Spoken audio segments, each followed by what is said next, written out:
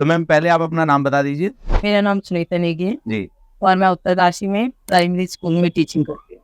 तो आप यहाँ पे आज कैसे देहरादून में गांधी पार्क में आपसे कैसे हुआ? फ्रेंड को मिलना है। ओह, ओके। बहुत सालों बाद मतलब ऐसे एक मौका निकाला है हाँ कि जी। हम आज अपने लिए टाइम निकालते हैं और बैठ करके कुछ देर बाद। तो मैम का इंट्रोडक्शन।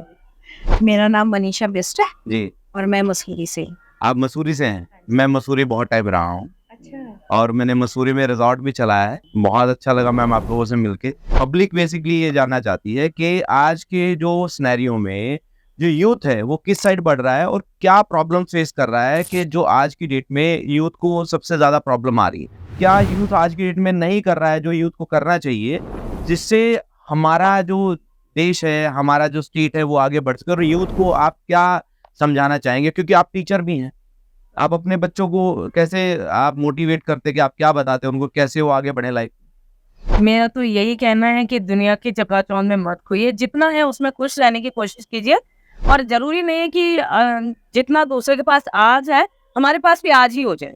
आपको पेशेंस रखना होगा और धीरे धीरे आप भी उस लेवल तक पहुंच ही जाओगे। जी। और जो इतना बच्चों में एक वो आ गया है, खौफ बैठ गया है कि शायद मैं कुछ ना कर पाऊँ, इस वजह से वो और दूसरों को सक्सेस होता है। अगर कोई बच्चा हो जाता है, अब वो किस तरह से हो रहा है सक्सेस, ये उसके तो पीछे ही कहानी नहीं है, ये उसकी कहानी है, उसको मालूम है कि उसके पीछे क्या है। लेकिन हम बच्चे ये देखते हैं, बेसिकली लोगों को सक्सेस दिखती है, उसके पीछे की मेहनत नहीं दिख रही है। तो और मेहनत वो बिल्कुल किसी को आज की डेट में कहीं नहीं पता लग रहा है कि कौन कहाँ तक मेहनत करके आया। ना कोई बताता इतना इजीली, मैं भी नहीं बताता कि अपने बारे में कैसे यहाँ तक पहुंचे। तो जो मेन हाइट्स हैं वो हम लोग मोस्टली हाइट्स ही रखते हैं। और आपको एक चीज और थी कि जो कोविड से पहले की सिचुएशन थी और कोविड के बाद की सिचुएशन है, तो इसमें क्या डिफरेंसेस आपको फील हो रहे हैं, कि कोविड से पहले क्या था और कोविड के बाद क्या डिफिकल्टीज बढ़ी है? अब पहले कोविड के जो 2 साल का टाइम है वो तो इतना खराब था कि एक तो लोगों ने बहुत अपने डियर वन को खो दिया है, बहुत उनकी फैमिली में बहुत दुख हुआ है, बहुत लोगों ने अपनी लाइफ लॉस हुआ है, लाइफ जो है। पर उसके बाद से एक तो जो वो ऑनलाइन काम जो हुआ है उसके कुछ साइड इफेक्ट्स भी हैं। बच्चे आज अकेले रहना है कि उनको ऐसे आदत हो गई है कि वो अकेले में ही अपना जॉब कर रहे हैं। ऑफिस में बैठते थे तो कभी बीच में कुछ और चीज पे बात हो जाती थी, हंसी मजाक होता था, गैदरिंग होती थी। अब एक जो ऑनलाइन काम करते हैं अपने अपने घरों में है और वीकेंड में वो 2 दिन जो है वो बेसिकली बच्चों को या जो यूथ है या जो भी जॉब करने वाले हैं उनको एक्सपोजर नहीं मिल पा रहा है। पहले एक दूसरे से बात करके हम बहुत सारी चीजें सीखते थे, बहुत सारी चीजें हम सिखाते थे। हम आज से 30 साल पुराने दोस्त हैं स्कूल के। इतनी लंबी फ्रेंडशिप आप लोग? मोर देन 30 इयर्स, 35 है ना। क्लास 3 से हम दोनों साथ में पढ़ते हैं, 83 84 से। और आज भी हम कनेक्ट एक दूसरे से। नए बच्चों में तो मुझे कुछ लग रहा है कुछ टाइम शायद ये कम हो रही है, ये जो फ्रेंड स्प्रेड जो होती ना, फ्रेंडली रहने की जो स्प्रेड होती थी वो कम हो रही है। और वो बट क्या आपको नहीं लगता, जो मुझे लगता है कि हमने खुद ही स्प्लिट कर दिया है अपने समाज को? हाँ, वो उस चीज हम खुद कहते हैं हम बच्चे को कि बेटा उनके साथ मत खेलो, हाँ, कि वो अच्छे नहीं है। क्या हमने डिसीजन ज्यादा नहीं बना दिए कि बच्चे को डिसीजन बच्चों को लेने दें? हम भी उनके डिसीजन ले रहे हैं, अपने बड़ों के भी हम अपने पेरेंट्स को बोलते हैं उनके साथ बात मत करो। जबकि हमारे बड़े बुजुर्ग हमें कहते थे लड़ाई होगी 2 मिनट बाद कहते थे जाओ बात कर लो, कोई बात नहीं, खेल लो। लेकिन क्या इसका रीजन हमें नहीं है मैम? हमने ही किया है शायद ये स्प्लिट। मैं खुद अपनी बात करूं तो मैं मेरे टाइम पे सारे कोएड स्कूल होते थे, मैं कोएड स्कूल में पढ़ा हूं। मैं मेरे साथ वाली बेंच पे मेरे साथ में लड़की बैठी है, मैं और वो दोस्त है और हम लोग पढ़ रहे हैं, हम लोग सीट एक्सचेंज भी करते थे। आज की डेट में देख रहा हूँ लड़कियां अलग बेंच पे, लड़के अलग बेंच पे हैं।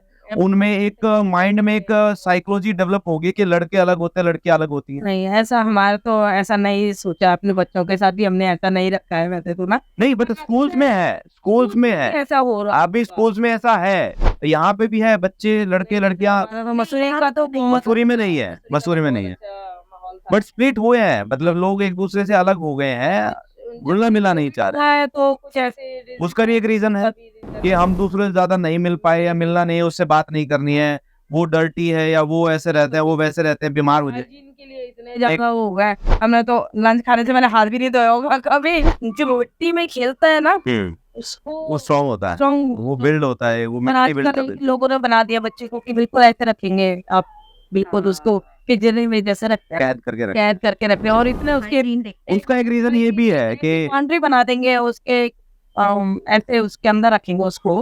जी जी, एक चीज और जानना चाहूंगा आप लोगों से कि आप उत्तराखंड को आने वाले 5 साल में कैसा देखते हैं? उत्तराखंड की जो यूथ है और उत्तराखंड का जो डेवलपमेंट है उसको आप कहाँ देखते हैं, या आप क्या चाहते हैं सरकार से जो उत्तराखंड में होना चाहिए? आपके भी, आप क्योंकि आप टीचर हैं और आप भी एक गवर्नमेंट जॉब में हैं, क्या चीजें हैं जो हमें और अच्छा बना सकती हैं, हमारे उत्तराखंड को और ज्यादा बेटर बना? ऐसा है कि मतलब बच्चा मेहनत कर रहा है, हर बच्चा आज मेहनत कर रहा है, उसको अपने फ्यूचर को लेकर के उसके बहुत सारे सपने हैं और वो काम भी कर रहा है उसके। ऐसा नहीं है कि बच्चा नहीं कर रहा है, लेकिन जब उसको नहीं मिल रहा है वो माहौल तो फिर गलत तरह से भी, गलत रास्तों पे भी जा रहे हैं बच्चे।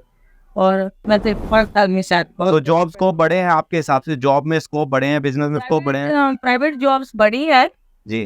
प्राइवेट सेक्टर में तो बच्चे हुए ही हैं, जा ही रहे हैं, पर गवर्नमेंट जॉब्स भी निकालनी गवर्नमेंट जॉब्स भी और निकलनी चाहिए। इसमें अधिकतर लोग रिटायर हो चुके हैं, हाँ, और फिर भी खाली या सीट्स तो वो एक होना चाहिए, गवर्नमेंट जॉब्स भी निकलनी बच्चे तैयारी कर रहे हैं लेकिन कुछ हो नहीं रहा। वो नहीं है।